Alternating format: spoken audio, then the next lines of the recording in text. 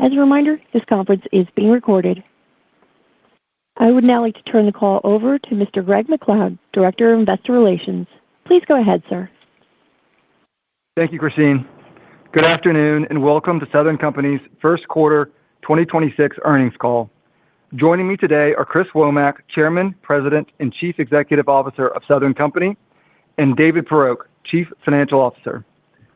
Let me remind you that we will make forward-looking statements today in addition to providing historical information.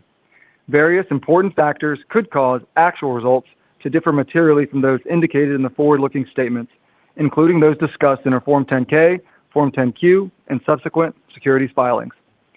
In addition, we will present non-GAAP financial information on this call. Reconciliations to the applicable GAAP measure are included in the financial information we released this morning, as well as the slides for this conference call, which are both available on our investor relations website at investor.southerncompany.com. At this time, I'll turn the call over to Chris. Thank you, Greg. Good afternoon, and thank you for joining us today. As you can see from the materials that we released this morning, we reported adjusted earnings results for the first quarter above our estimate, with year-over-year growth reflected across all our major businesses.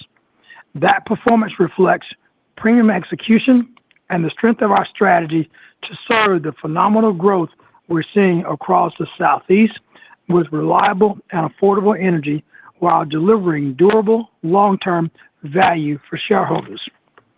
We continue to see extraordinary growth and economic development opportunities as our service territories attract investment, people, and jobs at a pace few regions can match.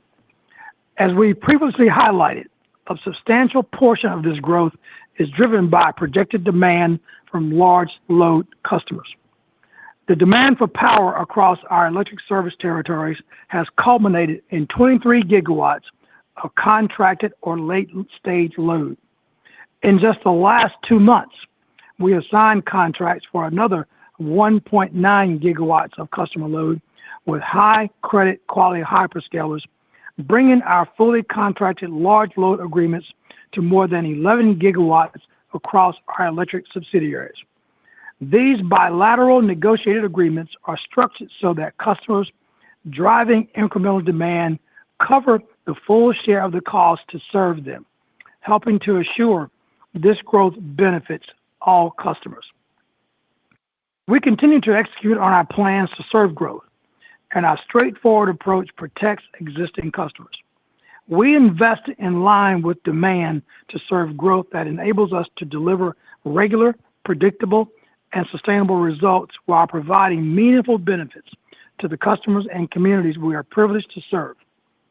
Southern Company continues to be uniquely positioned to do this because of our scale, our experience, and our expertise, all supported by constructive, long-standing regulatory frameworks.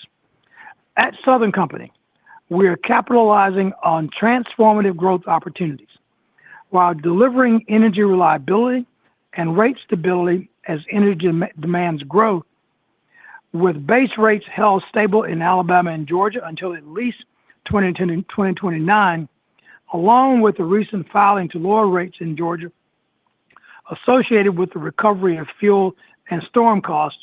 We're demonstrating the value of this approach. Rate stability for our customers is a purposeful objective supported by our constructive, orderly planning and procurement processes, cost management, and thoughtful financing. This same built-for-purpose approach also creates the potential for additional capital investment to serve incremental growth opportunities under established regulatory processes. We have routinely demonstrated, as growth opportunities present themselves, that Southern Company has the ability to convert these opportunities into value through enhanced operations and grid-improving infrastructure investments for the benefit of customers and investors alike. The construction of many of these investments is well underway. In the last 2 months, Georgia Power achieved commercial operations for 2 battery energy storage systems, providing nearly 200 MW of capacity, representing an important step forward in advancing reliable, sustainable energy solutions across the state. These projects are the first of several resources included within our 10 gigawatt portfolio of approved new generation resources that are in development to power the extraordinary projected growth in our region, including multiple battery systems and natural gas combustion turbines that are projected to be online later in 2026 and 2027. Before I turn the call over to David for our financial update, I'd like to highlight the recently announced historic $26.5 billion in loan agreements with the Department of Energy that will benefit customers across Alabama and Georgia for decades. As we expect these loans to translate into meaningful long-term customer savings while reducing pressure on our capital market needs. Over the approximately 30-year term of the DOE loans, this lower cost financing is projected to generate cumulative savings of $7 billion for customers. David, I'll now turn the call over to you for a financial update. Thanks, Chris, and good afternoon, everyone.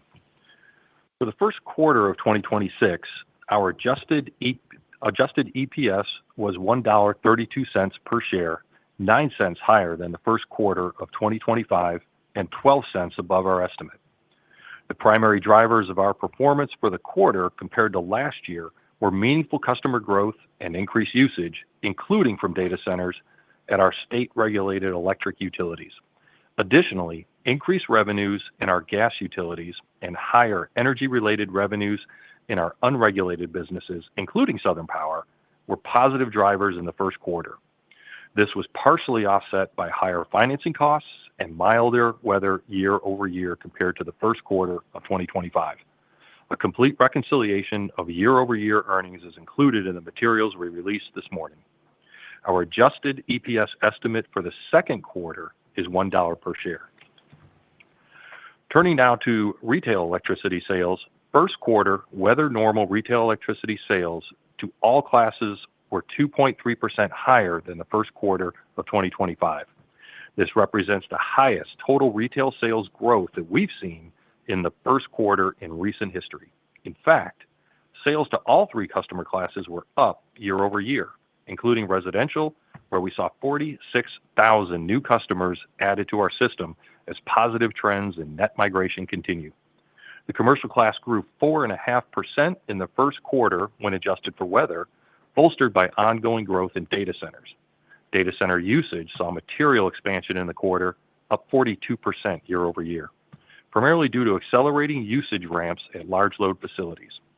Our industrial sales grew 1.5% with particular strength in several segments, including robust activity at multiple steel manufacturers in Alabama. More broadly, the Southeast continues to stand out as one of the most attractive economic regions in the country, driven by a diverse mix of advanced manufacturing, technology, and other energy-intensive industries. In the first quarter alone, there were economic development announcements for over $7 billion of capital investment and the creation of nearly 4,000 permanent jobs in our region, including a global biopharmaceutical manufacturing project north of Atlanta, bringing $2 billion of investment and over 300 jobs to Georgia. This sustained high-quality growth reinforces why demand in this region of the country remains strong and visible, underscoring the region's tremendous opportunity for future growth. Outside the Southeast, we continue to see momentum in our gas utilities, including a recently announced Hyundai investment in Illinois that is expected to bring 2,500 jobs and $500 million of investment to the Nicor Gas service territory. As we look ahead, the interest from large load customers in our electric service territories, which includes data centers and large manufacturers, remains strong, with a prospective pipeline of well over 75 gigawatts. And we continue to make incredible progress advancing projects through stages in our large load process to finality with executed contracts. As Chris mentioned, over the past 2 months, Georgia Power signed 2 projects representing 1.9 gigawatts, pushing the cumulative amount of contracted large loads to over 11 gigawatts across Alabama, Georgia, and Mississippi. These bilaterally negotiated contracts with pricing and terms designed to both protect and benefit existing customers also support our long-term financial outlook. We continue to see incredible momentum and tangible interest for power from large load customers and are in active late-stage discussions for another 12 gigawatts of contracted load through the mid-2030s, an increase of 2 gigawatts from what we shared last quarter. Importantly, roughly 6 gigawatts, or half of these late-stage gigawatts, are expected to be finalized with executed contracts in the near term. In a little over 2 months, we've seen projects representing 12 gigawatts advance into the next stage in our large load process. The demonstrated progress we are making in attracting and signing new agreements with large load customers is exciting and continues to drive projected growth in our risk-adjusted load forecast, which ultimately helps inform future generation needs and generation requests for proposals, or RFPs, across our service territory. For example, Georgia Power recently initiated the regulatory process for an all-source RFP to procure 2 to 6 gigawatts of new dispatchable generation resources, including from thermal generation, battery energy storage, and renewables that are projected to be in service in 2032 and 2033. Generation procurement through RFPs delivers substantial value to customers and is a testament to the transparent and orderly processes in our vertically integrated state-regulated markets with long-range integrated resource planning. To the extent that company-owned resources are selected through Alabama Power and Georgia Power's active RFP processes and ultimately authorized by their respective PSC, these generation investments would represent substantial incremental investment above our current base capital plan. Turning to Southern Power, we are moving forward to add 400 megawatts of additional capacity uprates through natural gas turbine upgrades in multiple existing facilities in Alabama and Georgia, with commercial operation projected between 2029 and 2031. This incremental investment is projected to add approximately $700 million to our capital plan over the next several years. We continue to evaluate other growth investment opportunities at Southern Power, including an additional 300 megawatts of natural gas uprates, as well as other new generation opportunities in both the Southeast and other markets to meet future demand. Before I turn the call back over to Chris, I'd like to provide an update on our financing activities through the first quarter. We continue to proactively address equity needs that support our strong credit quality and path towards 17% FFO to debt by 2029. Over the last quarter, we sourced an incremental $500 million of equity through our at-the-market, or ATM program, with forward contracts that settle at our discretion by 2028.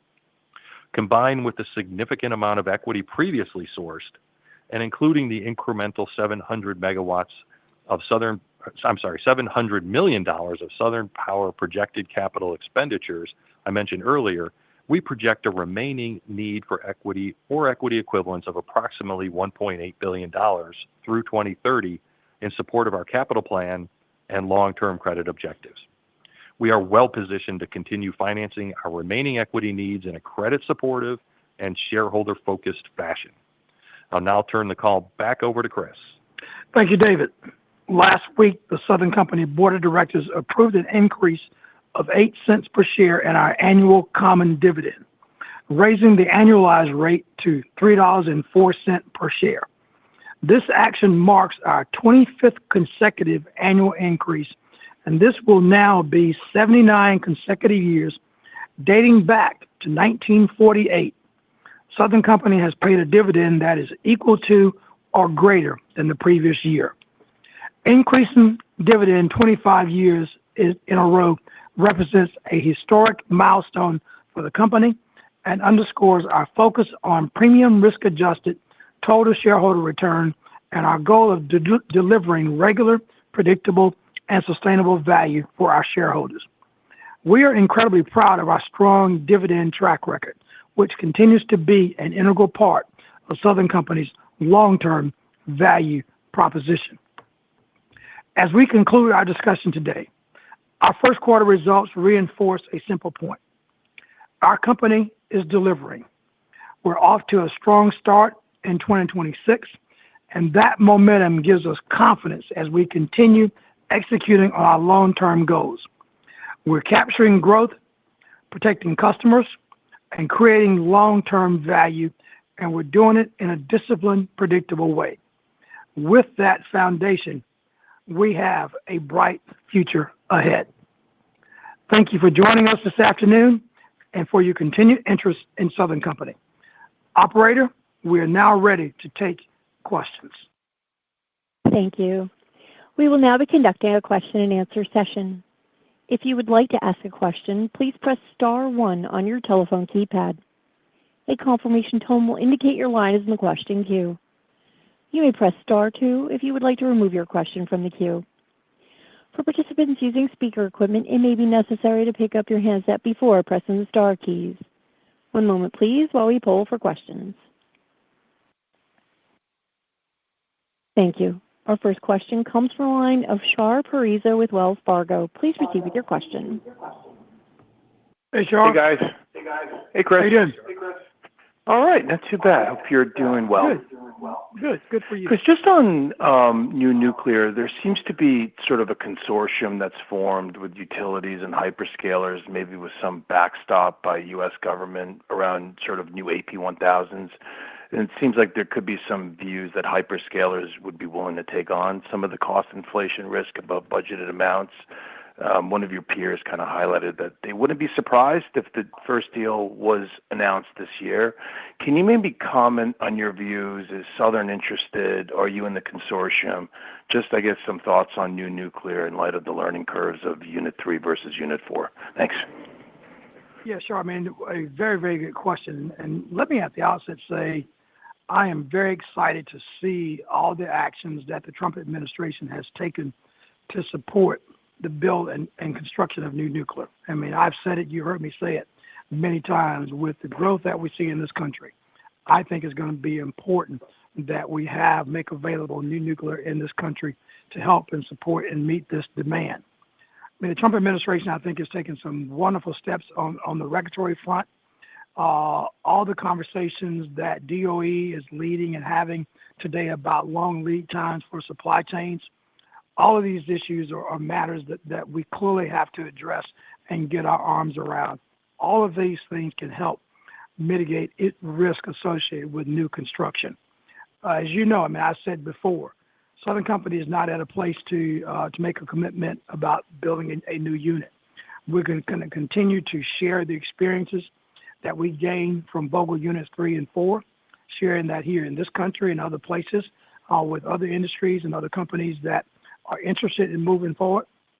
But I'm very thrilled and very excited about the conversations and the commitments and the actions that are being taken, particularly around doing more around AP1000s with a group of companies. I'm glad to see this action and work being taken. Once again, be clear, we're not at a place for Southern Company in terms of making that kind of decision, but it's real exciting and real positive to see the work that's being led by this administration to support the development of new nuclear construction. Got it. Perfect. Thank you for that. And then just on Southern Power, obviously there are a lot of opportunities there with existing tolling agreements that are going to start to roll off.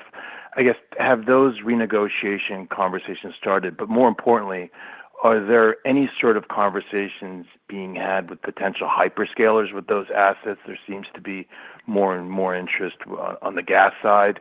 I'm just kind of curious there how you're thinking about that process. Sure, I guess I'd say the answer is yes and yes. I mean, we're in the midst of some recontracting opportunities, and we've talked about kind of where we are and what we see into the 2030s. So, yeah, that work is underway. At the same time, with all the activity in the marketplace all across this country, we see there could be opportunities for Southern Power. So, yes, they are having those conversations to see what's possible and what's doable. They bring, I think, good construction support and good work that they have experienced all across this company with credit-worthy counterparties. And so, yeah, I mean, there are conversations that they're having all across the sector to see what opportunities kind of fit our profile. But yeah, I mean, let me end where I started. To your question, the answer are yes and yes. We're doing both. Perfect. And then that's, I would assume this is all upside to your 7 to 8%. You're not embedding any assumption around this. Yeah, I mean, once again, I mean, as we think about upside, Shar, we think about strengthen and durability. I mean, how do we kind of add length to our growth trajectory that we've laid out, and things like Southern Power and additional large load projects that we're working on. All those activities could support some additional capital investments, but it brings greater durability to our plan. And so that's kind of how we see all these upside opportunities. Very helpful. Thank you, Chris. See you soon. Thanks, Shar. Good to talk to you, man. Hope to see you soon. Definitely. Our next question comes from the line of Nick Campanella with Barclays. Please proceed with your question. Nick, how you doing, man? Hey, good afternoon. How are you? Good to hear from you. Thank you. So I guess you kind of answered it, like what you've announced here, the incremental, you see strengthening, lengthening the durability of this 7 to 8 CAGR. I guess just my question is just more on the load side and how you think that's affecting the reg strategy. I guess when I take a step back, you committed to these stay-outs, late last year. And since then, you've kind of been making notable progress, both on load visibility and usage ramps. So just how is that kind of creating or changing your philosophy around your regulatory strategy when you would actually go in and file again after these next stay-outs? Are you kind of, I guess, ahead of plan on the load, and can that crystallize a further stay-out for customers? Thanks. Yeah, Nick, let me start now, see what David wants to add. But I think the focus for us is more about rate stability. And so as we have structured these contracts with large loads to make sure they pay their full share, and also making sure from collateral to making sure that from cancellation fees to minimum bills, the terms that we're looking to contract, all of that gives us protection, but also it supports our ability to make sure that we're protecting existing customers. And so that gives us the opportunity for this kind of rate stability and freezes in Georgia through 28 and Alabama through 29. So as we do that work, all of that kind of supports, the regulatory strategy, but more importantly, it supports our commitment to rate stability to our customers and making sure that all of our customers benefit from this growth that we're experiencing. David, anything you want to add to that? Yeah, Chris. Nick, thanks. Great question. When we took this opportunity, we saw the road shaping up where these contracts were coming to fruition. The conversations we were having with these large load opportunities were really, the momentum was building, and we saw the opportunity to provide long-term stability for our customers, and it has really paid off quite well. These ramps are going exactly as we had thought. The opportunities that we came into with the DOE are further enhancing affordability and stability. Everything's just working out perfectly well with this opportunity and enhancing the benefits for customers. Nick, did that get your question? Yeah, no, I appreciate it. And would you say just when you set the, when you made that commitment, are you in line with the plan on your load visibility or ahead of the plan? How would you characterize that, I guess? We're in line, and yeah, we're always, we're focused getting to the top of the range and delivering what we say we're going to deliver. I mean, that's one thing you can count on us to do. And so, yeah, we're delivering. And as we said in the opening remarks, we're delivering on what we said we were going to do. And so as we look at this great start to the start of the year, we're excited about where we are here in 26. But as we look long term, we feel very confident about the plan that we've laid out. Okay, and then just my only follow-up was just as we think about wrapping in additional capital, I know you've given that sensitivity for incremental equity, but just thoughts on portfolio rotation at this time? Yeah, Nick, it's something that we've talked about regularly. We're always looking around. We are blessed to have the cards that we've been dealt, and we love the portfolio. But if there's an opportunity out there where there's a better buyer, a better owner of something, we're open to that. And if there's an opportunity for us to get in and buy something, we're open to that as well. It's got to be in the right circumstances, and we're always looking. Thanks. Our next question comes from the line of Julian Dumoulin-Smith with Jefferies. Please proceed with your question. Hey, Julian. What's happening? Hey, Chris, team, guys, thank you very much. Appreciate it. What's going on? Let me pick it up where my pal Nick just left it off here. You've got $850 million of cumulative bill credits you guys have been talking about here. Is there a chance that number actually gets revised higher here as you just see this contracted large load number head higher, right? Again, that was a snapshot as of a point in time. I imagine you could actually eventually be in a better position here on that point. I think it's partially what Nick was getting after. Yeah, Julian, we don't have our regulators, first of all. But clearly, as we continue to deliver these contracts in terms of how they're structured and how they provide additional benefits to existing customers, and our focus on putting downward pressure on rates and bills for existing customers, we're always looking for those kind of opportunities. And so this deep focus that we have on rate stability and how we're using growth to support rate stability, clearly, as you laid out, that is a focus of ours. As we talk about and we've signaled that, Georgia Power is in the middle of storm recovery proceedings along with fuel recovery processes, and how those two proceedings can provide benefits and lower bills for customers. That's kind of a major focus of ours as we think about rate stability, as we do the work of signing these large load contracts, as we focus on growth, as we manage this company, doing all we can to maintain rate stability, but find opportunities to put downward pressure on rates for our customers. That is a keen principal focus of ours.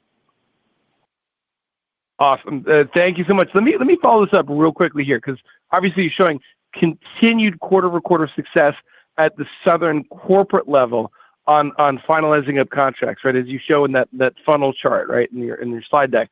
But if I look at the 4Q25 Georgia Power Large Load Economic Development Report, it shows some degree of softening in contracted commitments here.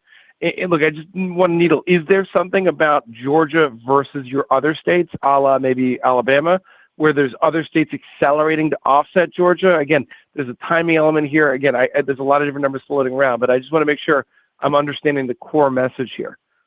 I think it's more about timing, but also I think it's the other message that we've been communicating, that we're seeing this activity migrate to the West as we continue to see increasing activity in Alabama. Yeah, there's some churn in Georgia, but I would say the fire is still very hot in Georgia, but we're also witnessing greater activity in Alabama and Mississippi as well. But I think you can also look at that kind of pipeline number, still 75 gigawatts, that I think reflects kind of all the activity that we see. The churn is more speculative, but I think you also continue to see kind of more hyperscale activity across the territory. Yeah, Julian, one thing to think about as well is recall the rules under which we're negotiating these contracts in Georgia, and the need for these potential customers to demonstrate their commitment by posting collateral. That's really shaking a lot of the potentials out of there that are more speculative in nature, and leaving Georgia Power to really work with a high quality portfolio of potential customers in which we're choosing to contract. So I think what you're seeing really is a refinement of that and not a degradation at all. Actually, I'd maybe characterize it as a strengthening of that portfolio, if anything. A strengthening in Georgia, nonetheless. Very strong in Georgia. Yes. 100%. Okay. Yep. Got it. Awesome. All right, I'll leave it there, guys. Thank you very much. Appreciate it. Our next question comes from the line of Carly Davenport with Goldman Sachs. Please proceed with your question. Hey, Carly. Hey, good afternoon. Thanks so much for taking my questions. Maybe just one follow-up on the uprate opportunities at Southern Power on the gas fleet. I know you announced some of those today, and then it seems like there's another 300 megawatts on the table. Any sense you could give us on kind of timing in evaluating that opportunity? And is that sort of the extent of the uprate opportunity you see on the gas fleet at Southern Power? From an uprate perspective, that really covers the whole fleet. What if we work through the rest of those opportunities? In terms of timing, we're working through that. That could be over probably the course of the next year or so. But yeah, we set out a plan to explore opportunities to really uprate each one of the existing generation facilities within the Southern Power Company. Yeah, Carly, that construction is scheduled to begin this year in 2026. So this is kind of very immediate work that will be done. Got it. Okay, great. Thank you for that. And then maybe just to touch base on Georgia, obviously 2 seats up on the PSC for election this year. Just curious if you could kind of provide your latest thoughts just on the setup in terms of the focus areas of the candidates you've heard thus far, and just any views on kind of latest temperature in Georgia around affordability and development. Yeah, so as you know, I mean, there are primary elections on May 19th. If there are runoffs, they will be June 16th. So yeah, there's a lot of conversation. Everybody's on the campaign trail. A lot of conversation about data centers and large load customers and things like rate stability. So I mean, all those issues are being debated on the campaign trail, and we'll see how that plays out in terms of the results of the election. I mean, one of the things that I'd just love to add in that regard, I mean, Southern Company's been around for over 100 years, and we've seen a lot of twists and turns politically. But with that experience that we've had and the ability to navigate whichever way the politics go from one side or the other, we've, I think, have a tremendous history of being able to work with both parties or whoever's in office. And we feel comfortable and confident that because of the work we do across our communities and our employees live and work there, the commitments we have to the state, we're very confident about our abilities to continue to have a constructive regulatory environment no matter how these elections turn out. Very clear. Thank you so much for the time. Thanks, Carly. Our next question comes from the line of Steve D'Ambrisi with RBC. Please proceed with your question. Hey, Steve. Hey, Chris. Thanks very much for taking my question. Just had a quick one. It seems like there's a pretty significant acceleration in like the pace of how you're moving these large loads into late stage and finalizing. And there's a lot of numbers of gigawatts that are thrown around. So you added 2, and then you expanded finalizing in late stage to 12. Just how does that interplay with the 2 to 6 gigawatts, or like the sizing of the RFP that you're currently working on? And just like to the extent we see, I just want to make sure I level set to understand like what adding 2 gigawatts to the contracted pipeline means, or how much of the new RFP that eats up, and then what any incremental signings mean for subsequent RFPs, or if that makes sense. Well, yeah, no, it does. It speaks to kind of updates in the load forecast in terms of a result of the work that we're seeing and the demands that we're seeing from large loads, but also I don't want to take for granted the other large manufacturing opportunities that we see across the state. I mean, as we talked about, there's a lot of investment. There are a lot of people. There are a lot of jobs. There's a lot of capital and a lot of interest in our states. And what you see in that RFP is a reflection of that increase in load forecast. And the other thing I'd say to you, and we don't take it for granted, and we try to communicate this very carefully, but also just very proud of the fact, as you look at our structure, this vertically integrated structure that we have in terms of the orderly processes and the certainty that we can have with these bilateral negotiations in terms of understanding what these customers need and our ability to respond and to align with their needs is really, say, paying off, delivering. And that's what you see through this RFP, but that's what you also see in this pipeline, in this funnel that we speak to in terms of we highlight the work that we're doing, the activity that we're doing, and we're seeing, I guess, a new phrase we're using called repeat buyers. They find success and say, okay, you can deliver. Let's come back and get a little bit more. And so it gives us the reason to be very bullish about the robust activity and demand that we see in our territory. Okay, that's really helpful. And then just, a couple of the earlier questions were about, accelerating the loads and what it means for affordability. But can you just talk a little bit about the fact that, it seems like you guys are pricing these so that minimum bills cover the incremental cost to serve. And so to the extent you have, ramp rates exceeding or coming close, exceeding minimum bills and coming close to what is actually projected by the hyperscalers, what that means for customer rates and what the timeline would be to discuss that with regulators. Yeah, let me start, and then David, I'll kick it to you. I know there's been language out there about incremental. I mean, I think for us, you got to think more about full in terms of making sure they cover their full share. And as a result of doing that, that provides benefits to existing customers. And that allows us to even have consideration about things like maintaining rate stability and freezes and those kind of things and putting downward pressure on existing customers' rates. By negotiating with these customers to make sure they're covering their full cost, growth provides an opportunity to provide benefits to existing customers. I mean, growth is a wonderful value and benefit and contributor to what we're being able to do and what we're being able to deliver to all of our customers, and particularly to our existing customers.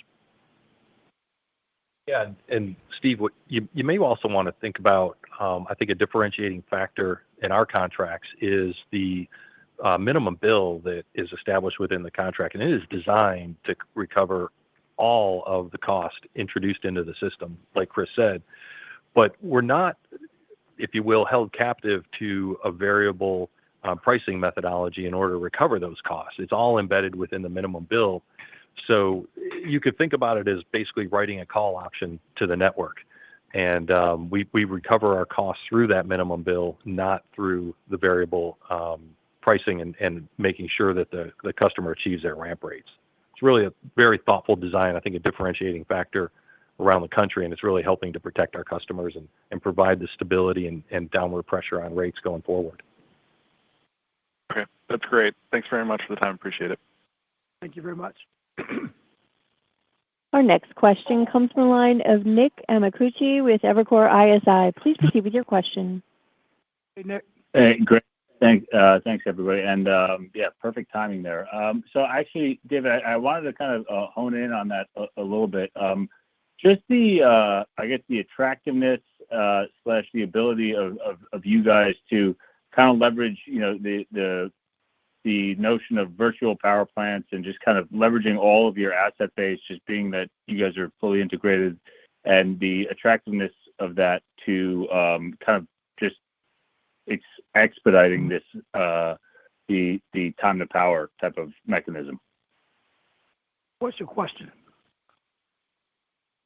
Yeah, if you could just kind of comment on that and just kind of frame that. Is that part of the appetite, part of the attraction for you guys, just to be able to expedite that, the process of time to power through that, those types of mechanisms?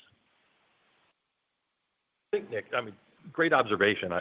And you use the term, vertically integrated, and I think that really does help us greatly in terms of marketing these contracts and having these conversations. The counterparty knows exactly where all of their generation is going to come from, where their transmission infrastructure is going to come from, where the distribution infrastructure is necessary to come from. And so we've been very transparent with our customers through these conversations to make sure that they understand the cost makeup, understand how it's going to happen, when it's going to happen, and we've been able to deliver on that. So, you kind of answered maybe your own question, and I point you back to the vertically integrated model under which we work, and the transparent, structured regulatory processes in which we go through to establish the approval for the capital that we're able to deploy and the resources that we bring to serve these contracts.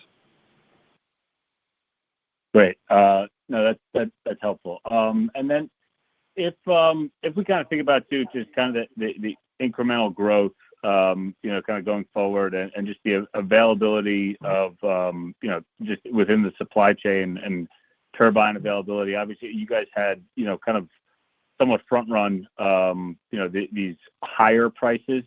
So as we think about it, it seems like you guys are able to ring fence a lot of the costs, but just like contemplating, the generation source and generation asset kind of going forward, just how you guys are thinking about cost mitigating the just the pricing increases that we've seen on if it's natural gas or or something else, just kind of how we can kind of get that into a rate base and feel comfortable about it.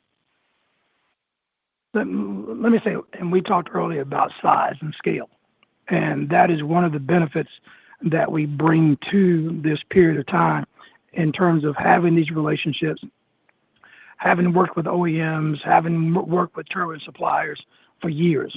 And so we're in line, we have our positions, and we're having ongoing conversations with suppliers to make sure they understand what our needs are and we understand where they are, and making sure that that this partnership is being valuable for both parties in terms of not only delivery of units, but also in terms of pricing. And so I think in this marketplace, I do think scale matters. The relationship matters. Having history and experience also brings value. And I think we're bringing all of those characteristics to bear as we operate and function in this incredible transformative period. Perfect. Thanks, guys. Okay. Thanks, Nick. Our next question comes from the line of Andrew Weisel with Scotiabank. Please proceed with your question. Andrew. Hey, everybody. Good afternoon. My first question is about the Georgia RFP. Apologies if I missed it, but what would be the timing of when the process is completed, and relative to that, when you'd have visibility into the company-owned resources and therefore when we might see the CapEx update? I think you said it could be substantial incremental investment. And then related, I think you said the in-service dates would be for 2032, 2033. Could there be appetite for something sooner in the case that demand might materialize earlier, or is the process specific to that timing? I hate to disappoint you, but you're going to hold your breath until the end of the year before we get through that process. So it's kind of a year-long process. And of course, we're not going to get ahead of our regulators and the overall process. So that's the first question. Well, the second question was, could there be in-service dates sooner than 2032, 2033? Like, in other words, I know a lot of the, you're pointing to new gas with those dates, but I know it's all resource. Not tied to this RFP. Yeah, not for this one. Not for this one. Yeah, we'll go through the selection process through the rest of this year, and then that will lead to a certification process that will take us pretty much through 2027. And then, to the extent that we work through that process and any of our proposals are selected, that would lead toward, initiating spend probably in 2028 with those deliveries in 32, 33. And, I think we've talked about this in the past. It's probably a decent rule of thumb for maybe a gig of company-owned resources might be 2+-ish of incremental CapEx in the latter part of the planning horizon and into the next decade.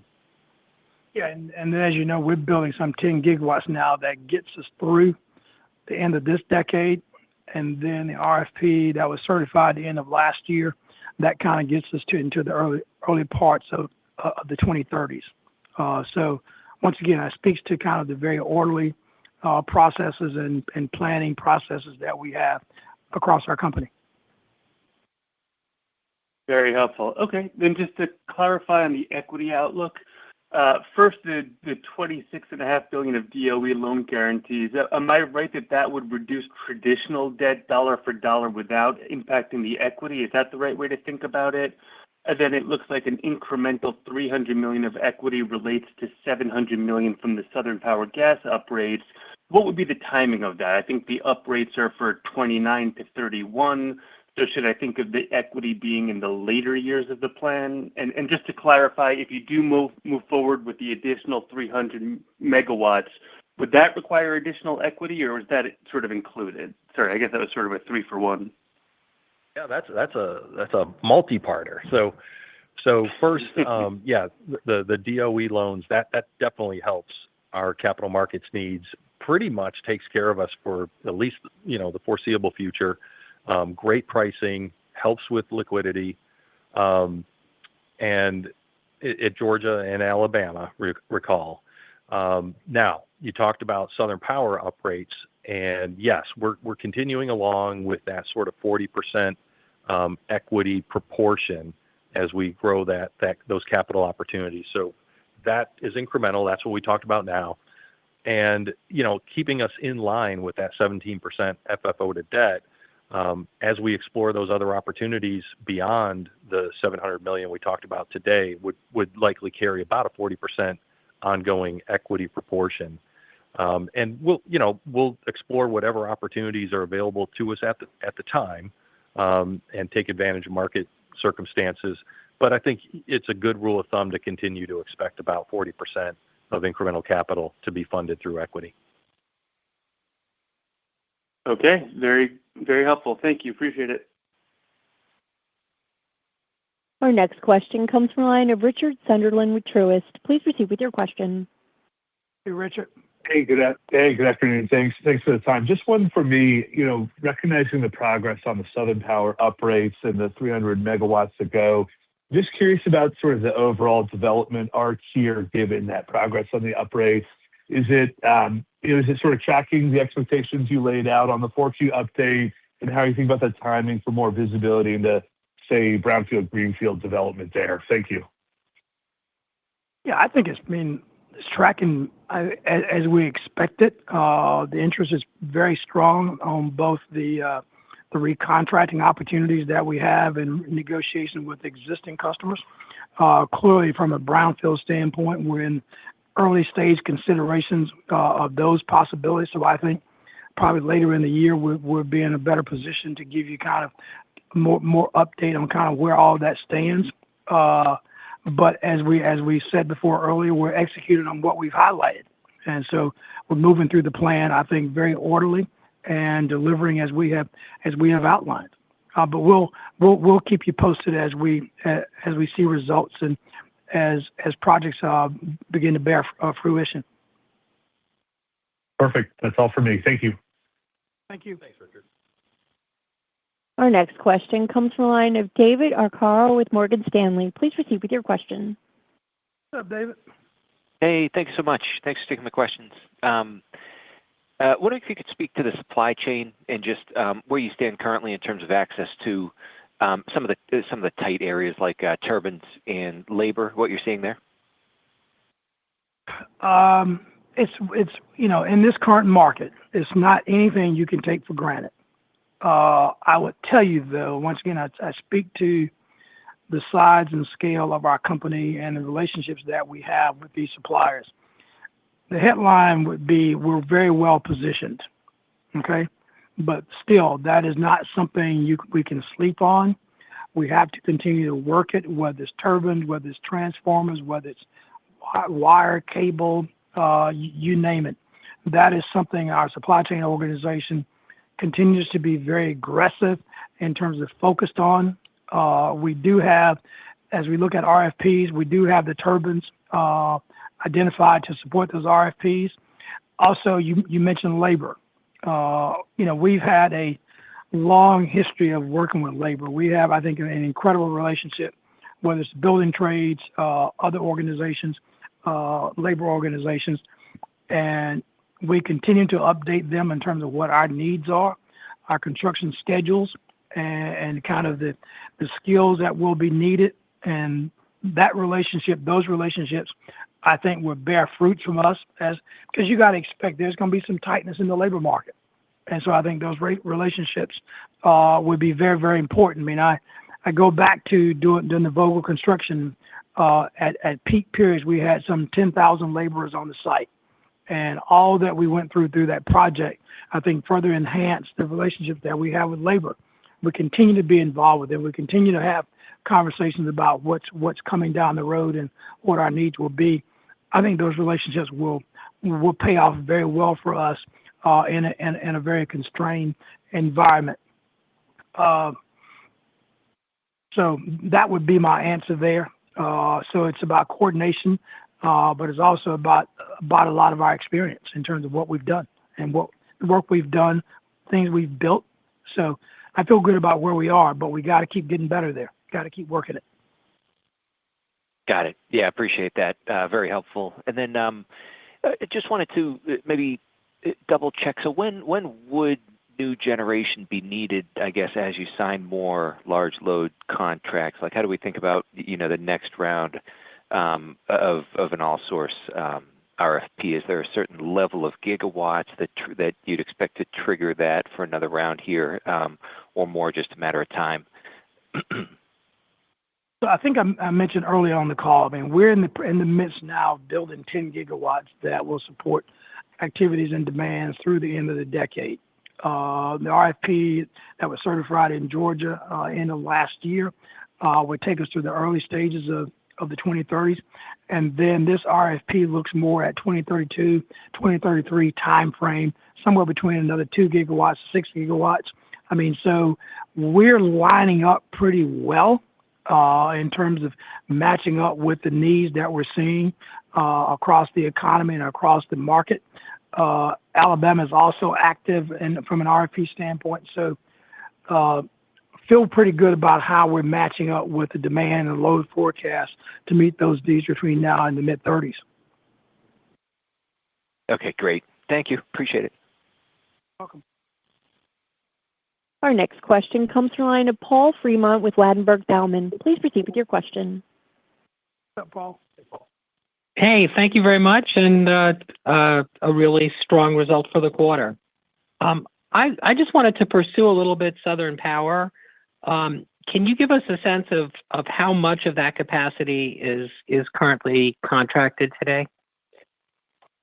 Well, we've set numbers up in the mid-90s in terms of what's contracted, but we know many of those contracts go through in the mid-30s, but we signaled before, but there may be some early review of some of those contracts and early negotiations in terms of potential recontracting, and then there will be the opportunity to actually have new conversations about some of that capacity being made available. So puts us in a pretty strong position as we see pricing opportunities.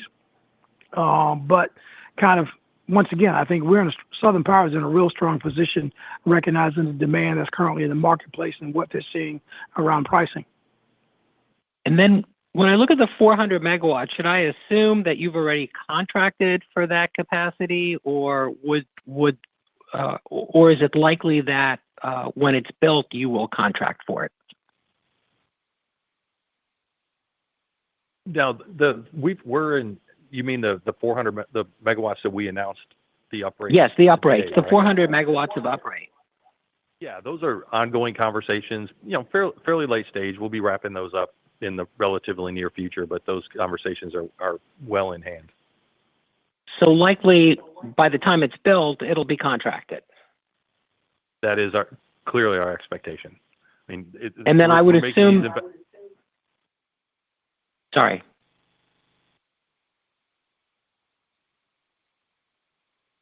Hello? Paul, you still there? Yes. You finish up your question. You would assume what? Oh, I would assume then that part of the decision on the 300 megawatts would basically be assessed based on your ability to potentially contract that additional amount as well. Yeah. And think about it, consistent with the way we've run Southern Power over the years is we're always looking at, high credit quality counterparties, typically, load serving, maybe other investor-owned utilities, EMCs, munis. But yeah, we definitely do not build it and see who shows up. And then last question for me, the price per kW seems pretty close to what it would cost to build at least a new CT, if not, all that far off from a new CCGT. So in terms of your consideration of new build, would that also likely revolve around your ability to contract the plant before it's completed? Yeah, for sure. I mean, new build or the uprates, same operating philosophy, long-term strategy, long-term credit-worthy counterparties, and it just fits in the business model that we've held to for years and would continue to execute in that same fashion. Yeah, we've said before, we don't take merchant risk. I mean, we're not in the merchant business, so everything's going to be covered. And then most likely in your service territory, the party that you're contracting with is probably another utility like a co-op or something like that. Yeah, that's typically the case. That's right. Great. Thank you very much. Thank you. Thanks, Paul. Good question. And that will conclude today's question and answer session. Sir, are there any closing remarks? No, again, let me thank you guys for joining us, and we're excited about the growth we're experiencing. We're excited about the operations of our company. I'll end where I started. We believe we have a bright future ahead, and so thank you for joining us today on this first quarter earnings call. Everybody stay safe. Have a good day. Thank you, sir. Ladies and gentlemen, this concludes the Southern Company first quarter 2026 earnings call. You may now disconnect.